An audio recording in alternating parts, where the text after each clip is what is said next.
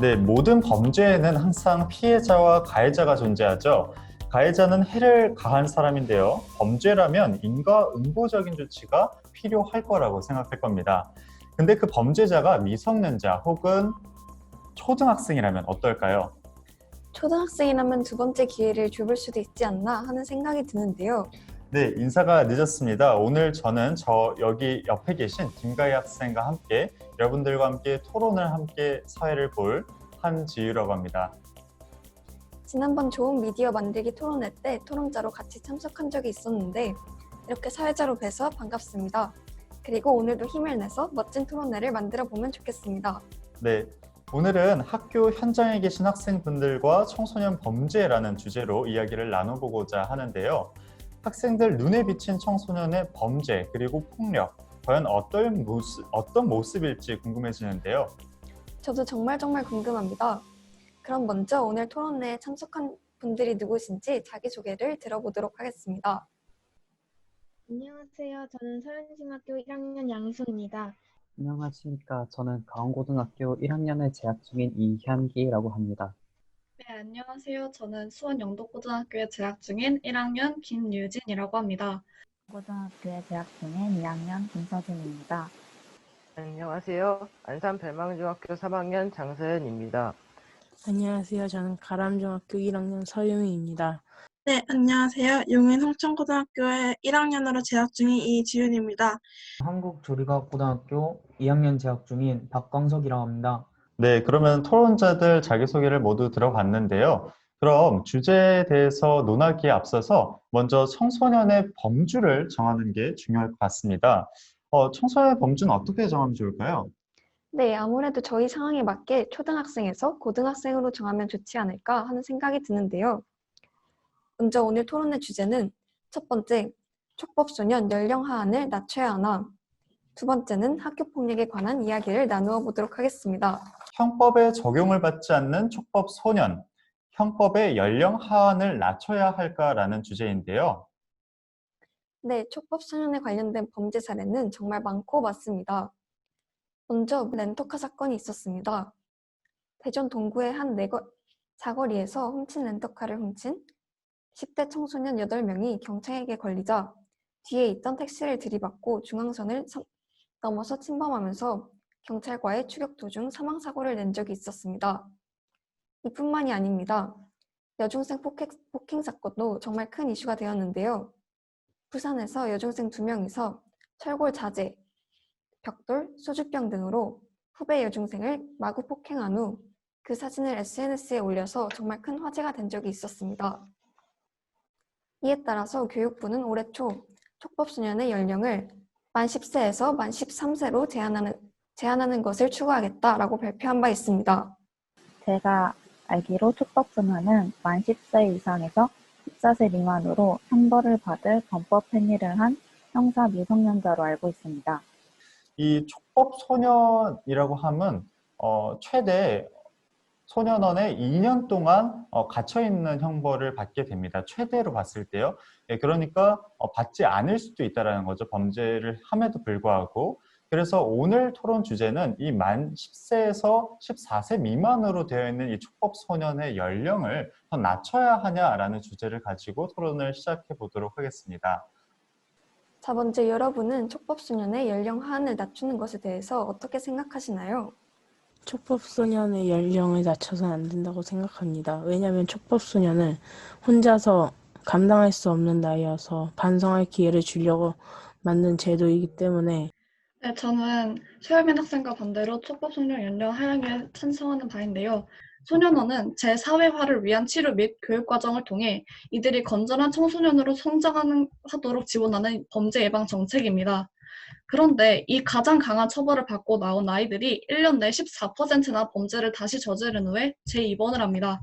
다시 말해 살인, 절도, 강도, 폭력의 피해자가 또 생겨나고 있다는 것입니다.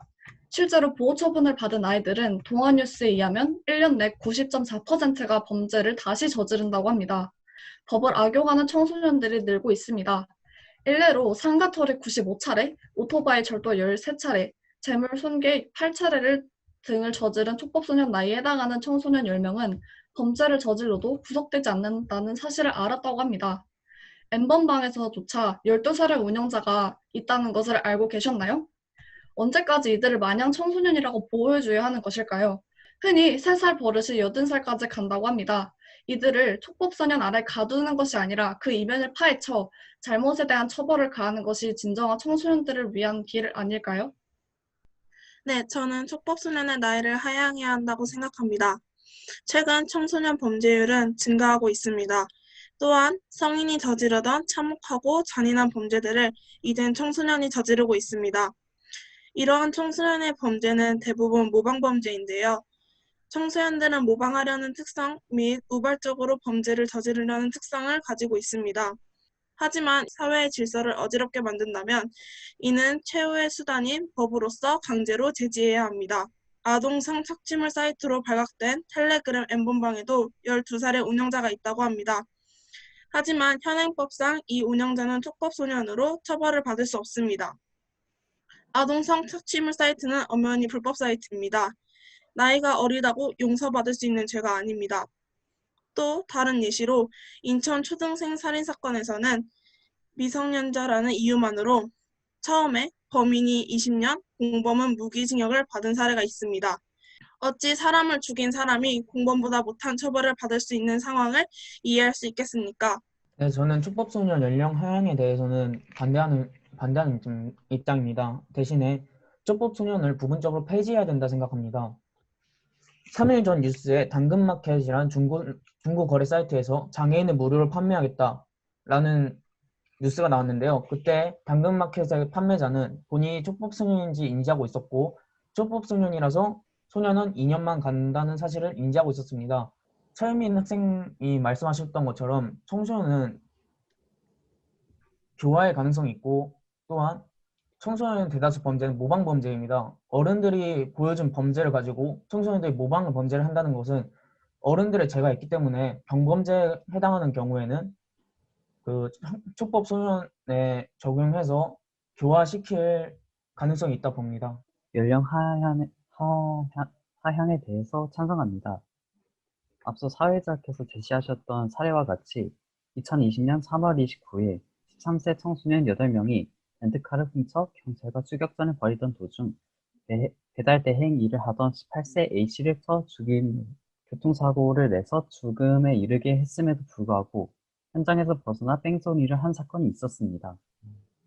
이 사건은 A씨의 여자친구가 SNS 등에 이 사건을 공론화시켜 세상에 밝혔는데 13세 청소년들이 페이스북 스토리에 구미경찰서 째낄 준비라고 작성하는 등 경찰서에서 찍은 사진을 올리고 반성의 기미를 전혀 보이지 않아 국민들이 큰 공분을 샀습니다. 그러나 이들은 만 14세 미만의 촉법소년이라는 이유로 절도, 무면허 운전, 살인뺑소니 등 성인이라면 당연히 형사처분을 받아야 할 죄를 저지르고도 단순 보호처분을 받았습니다. 또한 2019년 9월 21일 수원에서 7명의 여학생이 1명의 초등학생을 폭행하여 상해를 입힌 사건이 있었는데 가해자들은 피해자를 폭행하여 손가락 골절상과 코에 심한 출혈을 입혔음에도 불구하고 단순히 촉법소년이라는 이유로 보호처분을 받았습니다. 지금 촉법소년의 연령은 1953년 소년법 이후로 조정된 적이 없습니다. 약 70년 전에 청소년에게 적용하던 법령을 현대 청소년들에게 적용하는 것이 합당할까요? 촉법소년의 나이 하향에 찬성하는 입장입니다. 먼저 사례를 말씀드리자면 2017년에 초등생 집단 폭행 사건이 발생했었습니다. 그 범죄자들의 나이는 만 9세였는데요. 이는 촉법소년에 해당하지도 않는 나이였습니다. 이들은 같은 반 아이를 담요로 감싸고 야구 방망이와 나무 막대기, 무릎과 발로 폭행하고 바나나 우유 모양 용기에 담긴 바디워시를 우유라고 속여 마시라고 한 아이들은 모두 2008년생이었습니다. 이제 9살이 된 초등학생이었다는 점이죠. 이렇게 현재 청소년들은 스마트 기기 사용에 능하고 유튜브, 아프리카 TV 같은 인터넷 매체의 모방비로 노출되어 있습니다. 이 때문에 청소년들은 폭력적이거나 선정적인 콘텐츠를 많이 접할 수 있게 되었고, 청소년의 범죄는 날이 갈수록 저연령화되었고 형포화되어가고 있습니다. 이제는 옛날의 청소년 기준에 벗어나야 한다고 생각합니다. 2019년 대법원 통계자료에 따르면 소년부 접수 기준 만 10에서 13세의 촉법소년 범죄는 2014년 7,236건에서 2018년 9,051건, 2019년 9,102건으로 오히려 증가 추세에 있습니다. 이는 60년 전의 법이 현재에 적용될 수 없음을 보여준다고 생각합니다. 둘째로는 청소년 범죄에 대한 재범률이 높고 성인이 되어 더 큰 범죄를 저지를 가능성도 크다는 것입니다.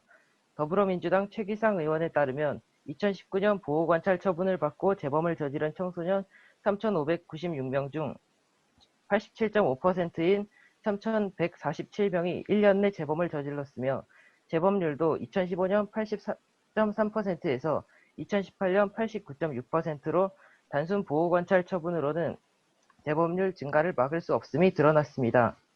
셋째로는 많은 국민들이 촉법소년의 처벌을 원하고 공론화되어 있습니다. 그 예로 올해 4월 렌터카를 훔쳐 사망사고를 낸 10대에 엄중처벌을 원한다는 청와대 국민청원이 반나절 만에 50만여 명의 동의를 얻은 일이 있었습니다. 사건이 벌어졌지만 전과 기록도 남지 않고 오히려 당당하게 범죄를 과시하는 등 이를 알고 악용했다고 볼 수밖에 없는 사건들이 연이어 발생하고 있다는 것입니다. 따라서 저는 촉법소년의 연령을 하향해야 한다고 생각합니다. 그러면 이제 상호 토론을 좀 진행해 보도록 하겠습니다. 여러 의견들이 나왔는데요. 거기에 동조하시거나 혹은 좀 나는 반대 의견을 지닌다라는 것이 있으면 손을 들고 말씀해 주시면 감사하겠습니다. 네, 김유진 학생 발언해 주시죠. 네, 아까 그 촉법소년 연령 하향에 반대하시는 많은 분들께서 모방 범죄에 대해서 언급을 해주셨던 걸로 기억을 합니다. 저는 근데 이 범위가 법에서 다루어져야 되는가에 대해서 말씀을 드리고 싶습니다. 왜냐하면 모방 범죄 같은 경우 학생들이 말씀해 주셨다시피 충분히 교화의 가능성이 있다고 말씀해 주신 거는 교육에서 이미 학생들에게 이런 거는 따라하면 안 된다라고 충분히 교육을 할 수 있는 상황입니다. 법은 언제나 최후의 수단을 해서 발언을 해야 되는 것이기 때문에 이런 교육을 거쳐서 강화를 한 다음에 촉법소년의 적용을 연령을 하향해서 적용시켜야 하는 것이지 우선적으로 그냥 법을 낮춰서 애들을 교화를 시켜야 한다고 주장하는 것은 사회로서 청소년들의 교육이나 이런 것에서 좀 많이 벗어난다고 생각을 합니다. 청소년, 그러니까 형사 미성년자인 촉법소년 연령에 대해서 어떻게 생각하시는지 발언해 주실 수 있을까요? 네, 저는 우선 촉법소년 연령 하향에 대해서 찬성합니다. 촉법소년 관련 소년법은 정신적으로 성인보다 미성숙하고 판단 능력이 떨어질 수 있다는 이유로 만들어진 법입니다. 그러나 이러한 법을 악용하는 사례가 늘고 있고 죄의식 없이 범죄를 저지르기도 합니다. 자신이 어리다는 이유로 처벌을 받지 않을 것이라는 것을 알고서 범죄를 저지르는 경우가 대다수입니다. 처벌을 받지 않기 때문에 벌을 가볍게 여겨 재범할 가능성도 매우 높습니다. 또한 촉법소년에 해당하는 만 10세부터 14세 청소년들 모두 그 정도의 연령대라면 자신이 해도 될 일과 해야 하면 안 되는 일도 충분히 구별할 수 있다고 생각합니다. 이러한 어린 청소년들 사이에서 일어나는 범죄를 근절하기 위해서는 촉법소년의 연령 하향이 불가피합니다. 그럼 이제 바로 상호 토론으로 다시 돌아가 보도록 하겠습니다. 좀 전에 김유진 학생이 모방 범죄는 충분히 교육으로 해결할 수 있는 문제이고 법은 최후의 수단으로만 활용해야 한다고 말씀해 주셨습니다. 이에 대해서 재반박을 하실 분이 있으면 손을 들고 말씀해 주시면 감사하겠습니다. 네, 그러면 박광석 학생부터 시작해 보도록 하겠습니다. 네, 그 모방 범죄 같은 경우에는 교육으로 충분히 가능하다 하셨는데 촉법소년은 교육을 아직 다 받지 못해서 교화의 가능성이 있다고 생각해서 형벌을 받지 않는 아이들입니다. 즉 이미 충분한 교육을 받지 못했음에 범죄를 저지른 건데 이거를 교육을 받아서 형벌을 받아야 된다라고 하시면은 촉법소년이 아니라 성인을 기준으로 하시는 말씀인 것 같습니다. 그리고 촉법소년의 경범죄 같은 경우에는 충동적으로 일어나는 경우가 많습니다. 초등학생 6학년이 임시 주차된 차를 타고 도주하다가 쫓아가던 경찰관의 다리를 부상시킨 일이 있었는데요. 그 경우 초등학생 6학년들은 이게 한순간의 장난이었고 법법 행위인지 인지를 못했다고 합니다.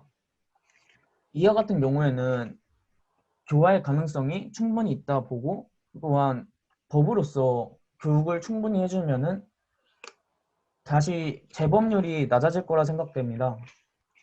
네, 박광석 학생이 좀 전에 촉법소년의 연령 하한을 반대하셨던 분인데요. 이번에는 성인을 기준으로 한 발언이며 촉법소년은 충동적으로 범죄를 저지를 확률이 많기 때문에 충분히 교화할 수 있다고 말씀해 주셨습니다.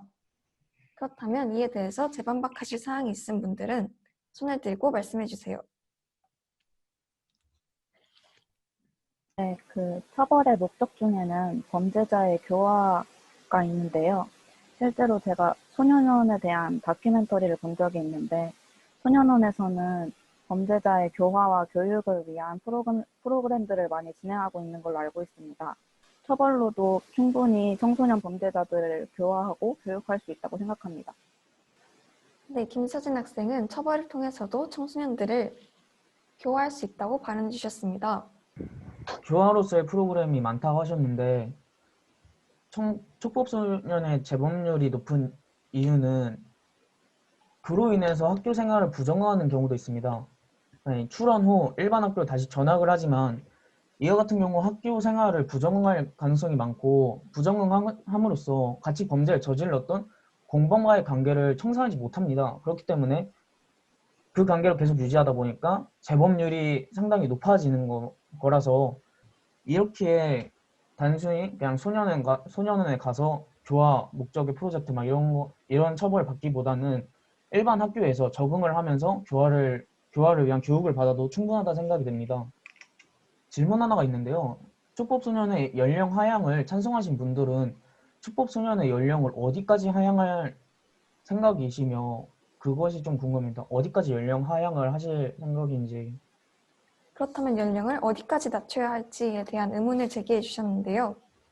이에 대한 답변이 있으신 분은 손을 들고 말씀해 주시면 감사하겠습니다. 현재 촉법소년의 나이는 14세라고 하더라도 14세는 만 나이 기준입니다. 만 14세란 즉 15세부터 적어도 생애 지나지 않은 친구들은 중3 때까지도 처벌을 받지 않는다는 것인데요. 최근 국가인권위에서 발표한 통계 자료에 따르면 실질적으로 17세와 19세 사이의 범죄자보다 14세와 16세 사이의 범죄자가 가장 많다고 합니다.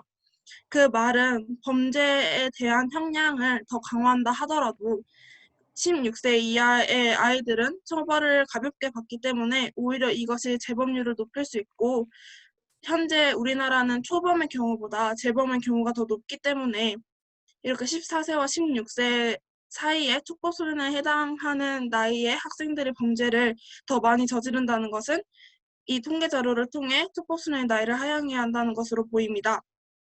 그렇기 때문에 촉법소년에 해당되지 않는 17세와 19세 외에 14세와 16세에도 강하게 처벌할 수 있도록 만 14세가 아닌 만 나이를 없앤 기존의 14세부터 처벌을 할 수 있는 것이 더욱더 효과적인 법의 처벌이라고 생각이 듭니다.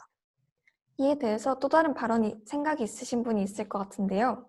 그런 분들의 의견을 들어보도록 하겠습니다. 저는 만 14세보다 조금 더 낮춰서 12세까지 하향을 해야 한다고 생각을 하는데요. 아까 여러 사례를 저희가 말해봤잖아요. 그 중에서도 06년생이나 12살 이런 학생들이 초등학교 5, 6학년에 해당하는 학생들도 범죄를 상당히 많이 저지르고 있습니다. 저희가 이 법을 아까 개정할 때는 1953년에 제정을 했고 2007년에 개정을 했다고 했는데요.